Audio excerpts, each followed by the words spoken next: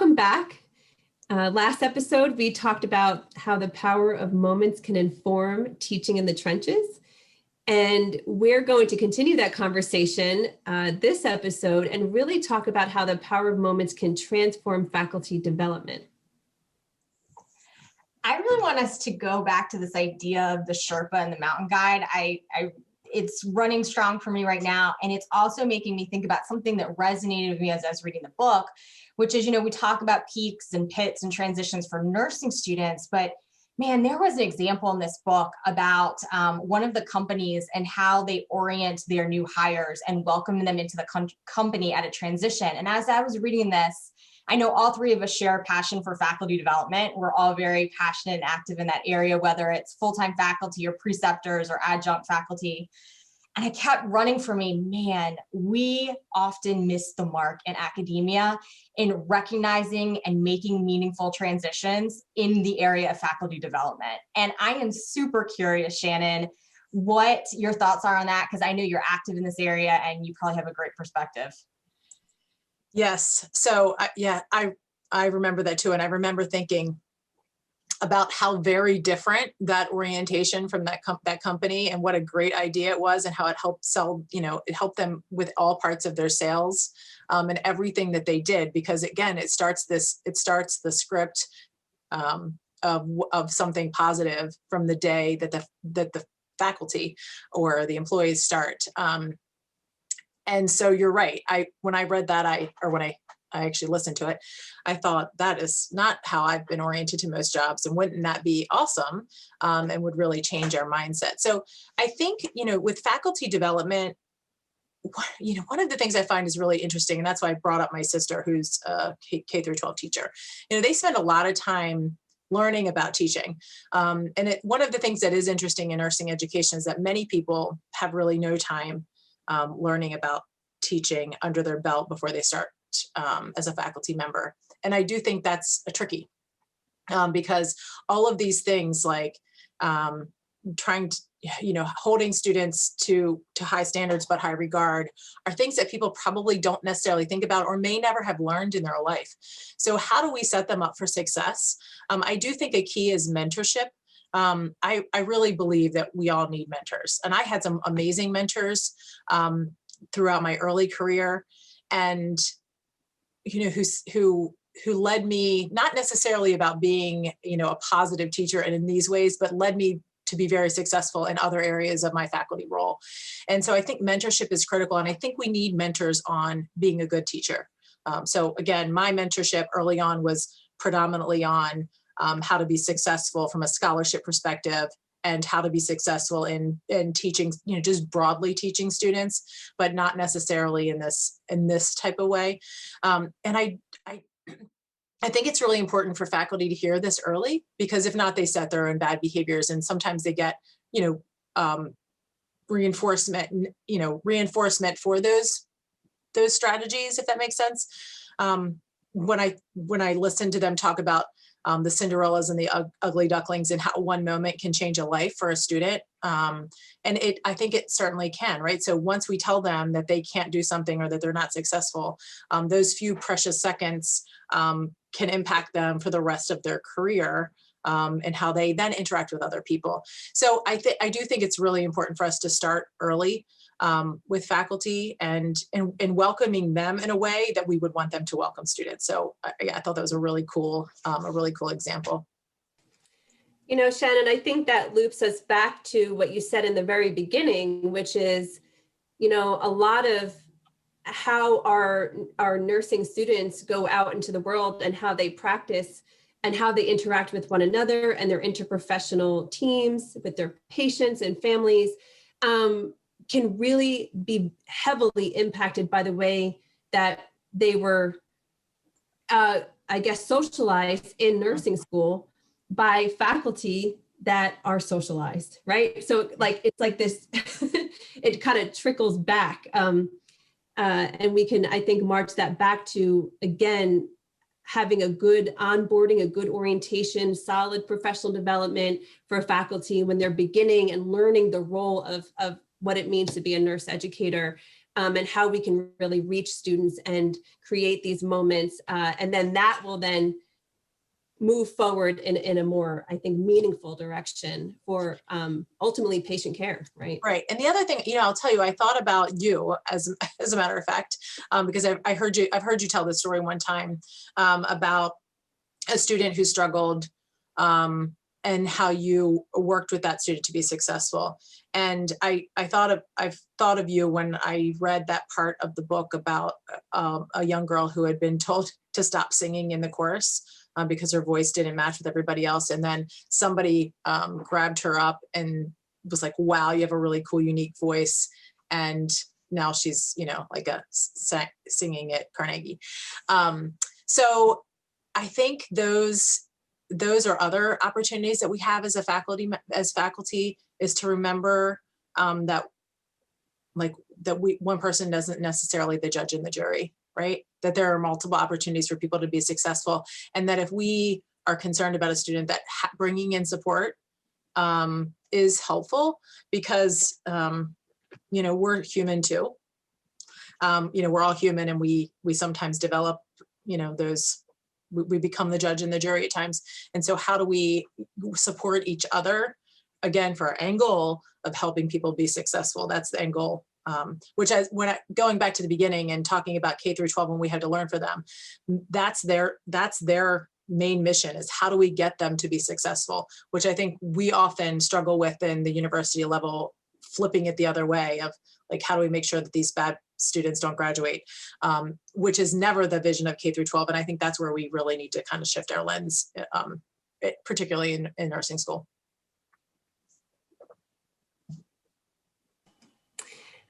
Well, thank you, Shannon. I think I appreciate it. Comes back to, again, we've talked about it in the very beginning, again, about flipping the script or breaking the script. And I think really we could flip the whole culture of nursing education to be focused on more about who our nursing candidates are, right? Who is here and is dreaming and wanting to be a nurse, and supporting them and holding them to those high standards, while also having high regard, and moving these students forward and in a very positive and meaningful way. So thank you. I appreciate that contribution, Shannon. Rachel. I do have a thought. You both know I tend to like to add some spice to the conversation and turn the heat up. So I'm going to come at with might be a controversial question or a hot question. So when we're talking about helping students be successful, when we're talking about, the K-12 mentality of this Sherpa, we're gonna get everybody through and meet their needs, there could be some people listening or watching thinking, wait a minute, this is about patient safety, and we got to weed out the ones that, not everyone's supposed to be a nurse. I don't share that mentality, for disclosure, but I do want to throw that in here because there may be some listeners or watchers that have colleagues like that are in the midst of their culture at their institution, trying to help change that and shift that paradigm. How do we do that? How do we get people being our co-faculty, to shift the paradigm that it's not that, okay, all the students stand up in the room, look to your left, look to your right, 1 out of 3 of you is only going to succeed, right? How do we shift that and help get our faculty that we may be working with to see the high standard, high regard, and that we can get people through and help them be successful? So, one of the things that I'll start with is a focus on diversity. And when I say that, I don't think, I'm not specifically speaking to race, which I know a lot of times when you say the word diversity, people think about race. But I think it takes the healthcare world needs all kinds of people, right? And we need people with knowledge, which is why obviously making sure that they have the knowledge that, that they need in order to be able to do the job is helpful.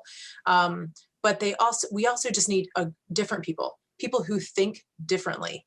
And while, the end test is a standardized multiple choice, multiple answer type of test, in the real world, as a nurse, that's very rarely That's very rarely the day-to-day job, right? It's very rarely that you walk into a patient room and the patient looks at you and says, am I in tachycardia? Am I in bradycardia? Or am I in SVT? Or what am I in, right? So it doesn't translate to the real world. So I think one of our challenges is to figure out how our measures in nursing education equate to practice in nursing. And it's hard to do, but I think that's one of the things that we need to think about, is that while this test is valuable and it does help us assure some level of basic competency, it's not necessarily the full test of a nurse's career. And so if we think about all the diversity that we need to really improve healthcare and improve healthcare quality, and not just in the science, factual, technical skill part of it, but in those so many other areas of caring, and all of those other less objective measures, we really need to focus on, figure out how to get everybody through. Everybody has something to bring. So we've talked a lot about different topics ranging in the power of moments, but Shannon, I just want to check in with you and see what's running for you. What have we not talked about that you would really like to share with us? So Rachel, one of the things that I think is important, so, I don't want, as we just talked about, the situation of getting everybody through, right? So I don't want that to sound like the quote, everybody gets a trophy thing, right? I don't want it to be that. It doesn't mean that people don't have to work hard, right? And one of the things that kind of has stuck with me through all of this is that we do really need to stretch our students, to push them to think differently, to make them work hard.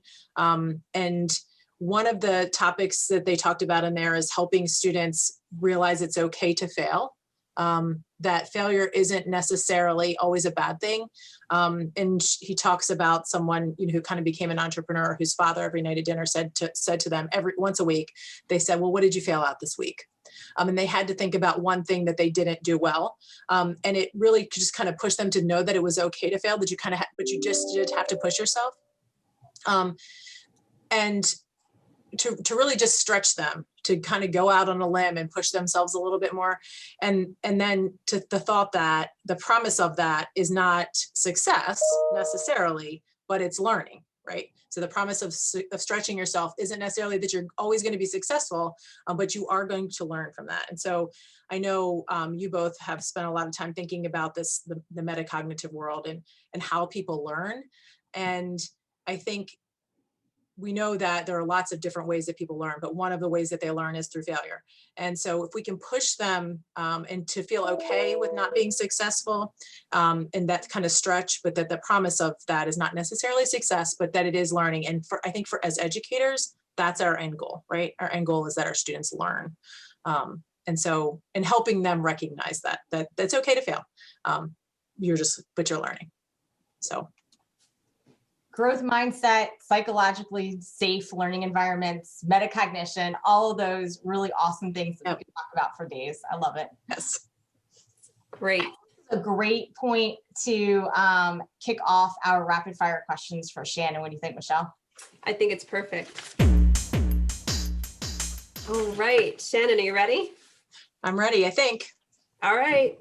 So I'm going to shoot off some questions. If you were to write a memoir, what would you title the book? So I think it probably depends if I was trying to focus on my professional life or maybe on my personal life. So my professional life, I would probably say, yes, they mean you. So I think that's important for us as nurse educators and leaders, because I hope that every nurse educator is a leader in some area of their life.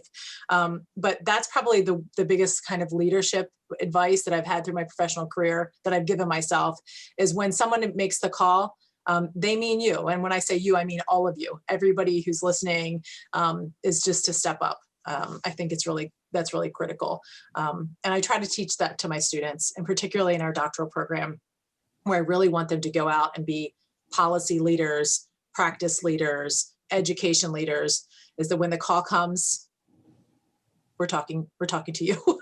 So it would be yes, you. In my personal life, I would write a book, a memoir.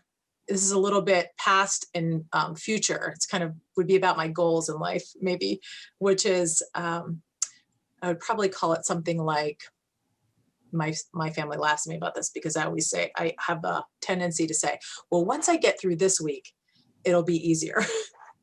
So it would probably say something like that. Like, once I get through this week, how not to live your life week to week.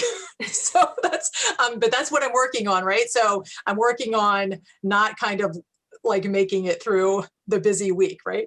So that'd be my personal memoir. Once I get through the week, how not to live your life week to week. Well, let me know when you get there.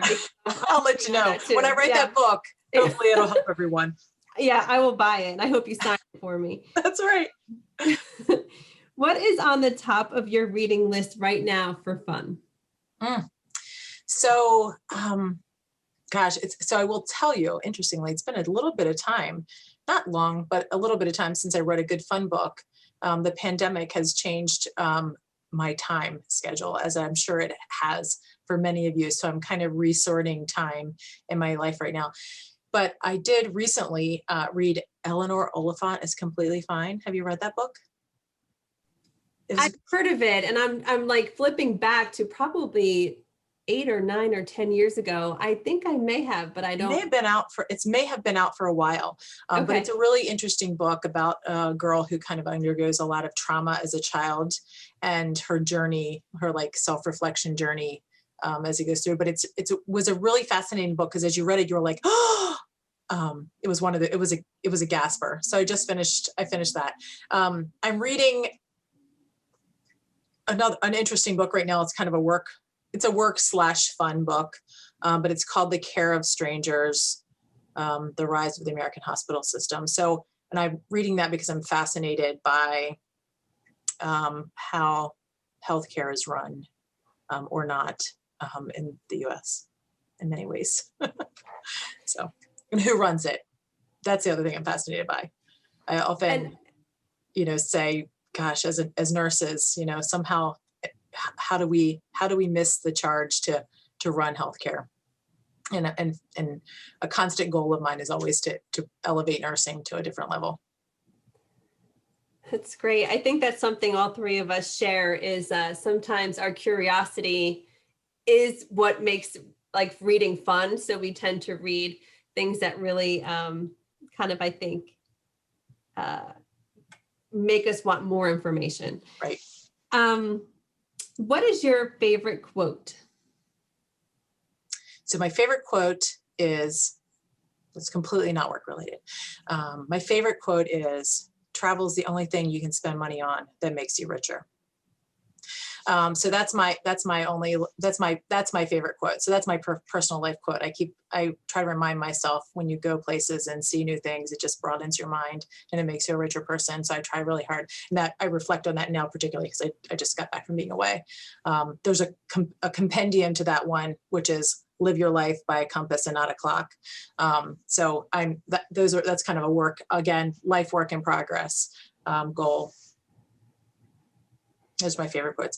My work quote, I would say, is an MLK quote, which is, if I can't do great things, I can do small things in a great way. So I always try to remind myself that, like, you may not, and I think that's important for us as educators to remember that you don't have to be the dean of the school.